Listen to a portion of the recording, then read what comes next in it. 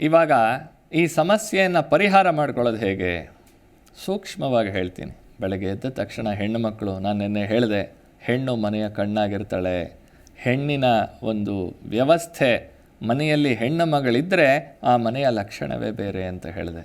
ಹಾಗೆ ಅಂತಹ ಹೆಣ್ಣು ಮಗಳು ಮನೆಯಲ್ಲಿ ಮಾಡಬೇಕಾಗಿರೋ ಮುಖ್ಯ ಕೆಲಸ ಅಂದರೆ, ಎಲ್ಲರೂ ಬೇಗಿದ್ದೇ ಹೇಳ್ತೀರಿ ಪಾಪ, ತುಂಬ 24 ಅವರ್ಸು ಮೆಷಿನ್ ಥರ ವರ್ಕ್ ಮಾಡೋದು ಹೆಣ್ಣು ಮಗಳು ಮಾತ್ರ.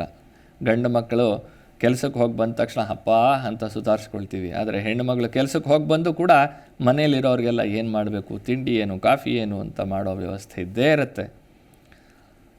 ಬೆಳಗ್ಗೆ ಎದ್ದ ತಕ್ಷಣ ಹೆಣ್ಣು ಮಗಳು, ಮನೆಯಲ್ಲಿರೋರಾಗಲಿ ಕೆಲಸಕ್ಕೆ ಹೋಗೋರಾಗಲಿ ಎಲ್ಲರಿಗೂ ನಾನು ಹೇಳುವಂತಹ ಕಿವಿ ಮಾತು, ಎದ್ದ ತಕ್ಷಣ ದೇಹ ಶುದ್ಧಿಯನ್ನು ಮಾಡ್ಕೊಳ್ಳೋ ಅಭ್ಯಾಸ ಮಾಡ್ಕೊಳ್ಳಿ.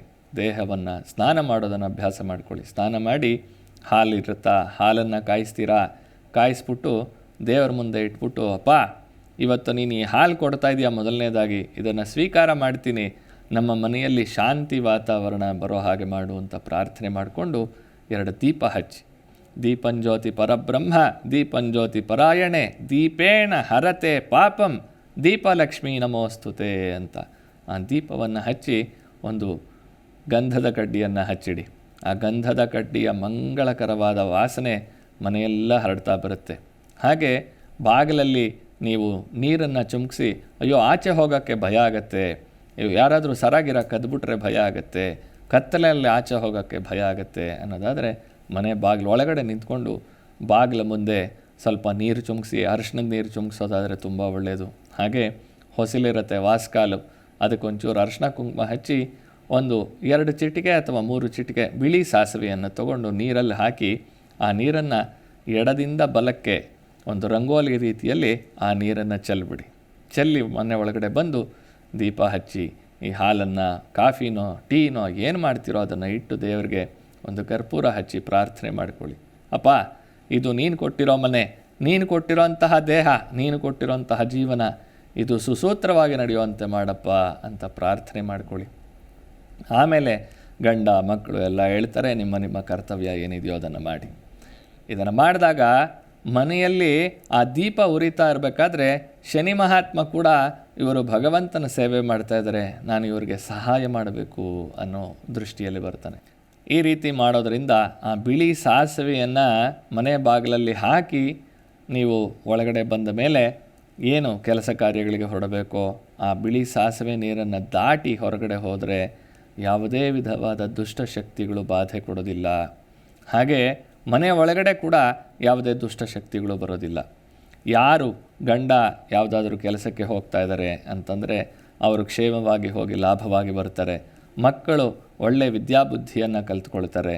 ಅವ್ರಿಗೆ ಸ್ಕೂಲಲ್ಲಿ ಏನು ಬೇಕೋ ಪಾಠ ಪ್ರವಚನ ಕಲಿಯೋದಕ್ಕೆ ಮೈಂಡು ತುಂಬ ಪ್ರಶಾಂತವಾಗಿರುತ್ತೆ.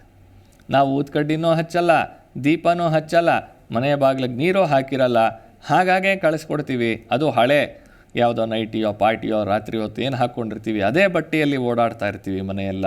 ಅಂದಾಗೇನಾಗುತ್ತೆ, ಆ ದುಷ್ಟಶಕ್ತಿಗಳಿಗೆ ಒಂದು ಪ್ರವೇಶ ಸಿಕ್ಕಿದಾಗತ್ತೆ.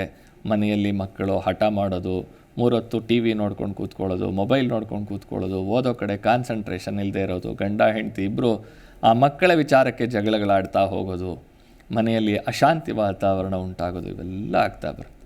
ಸೂರ್ಯೋದಯದ ಕಾಲದಲ್ಲಿ ದೀಪವನ್ನು ಬೆಳಗಿಸಿ ಗಂಧದ ಕಡ್ಡಿಯನ್ನು ಹಚ್ಚಿ ಮನೆ ಬಾಗಿಲನ್ನು ಶುದ್ಧವಾಗಿಟ್ಕೊಂಡು ನಾವು ಶುದ್ಧವಾಗಿದ್ದೀವಿ ಅಂತಂದರೆ, ಶನಿ ಮಹಾತ್ಮ ಗುರುಚರಿತ್ರೆಯಲ್ಲಿ ಬ್ರಹ್ಮನಿಗೆ ಶನಿ ಮಹಾತ್ಮ ವಾಗ್ದಾನ ಮಾಡಿದ್ದಾನೆ, ಯಾರು ಭಗವಂತನಿಗೆ ಅಡಿಯಾರಾಗಿರ್ತಾರೋ, ಸದಾಕಾಲ ಭಗವಂತ ನಾಮಸ್ಮರಣೆಯಲ್ಲಿರ್ತಾರೋ, ಯಾರ ಮನೆಯಲ್ಲಿ ದೀಪ ಬೆಳಗ್ತಾ ಇರುತ್ತೋ, ಯಾರ ಮನೆಯಲ್ಲಿ ಸದಾಕಾಲ ವಿಷ್ಣು ಸಹಸ್ರನಾಮ, ಲಲಿತಾ ಸಹಸ್ರನಾಮ ಇತ್ಯಾದಿ ಸ್ತೋತ್ರಗಳ ಪಾರಾಯಣ ನಡೀತಾ ಇರುತ್ತೋ, ಯಾರ ಮನೆಯಲ್ಲಿ ಗುರುವಿನ ಸೇವೆ ನಡೀತಾ ಇರುತ್ತೋ ಅವರ ತಂಟೆಗೆ ನಾನು ಹೋಗೋದಿಲ್ಲ.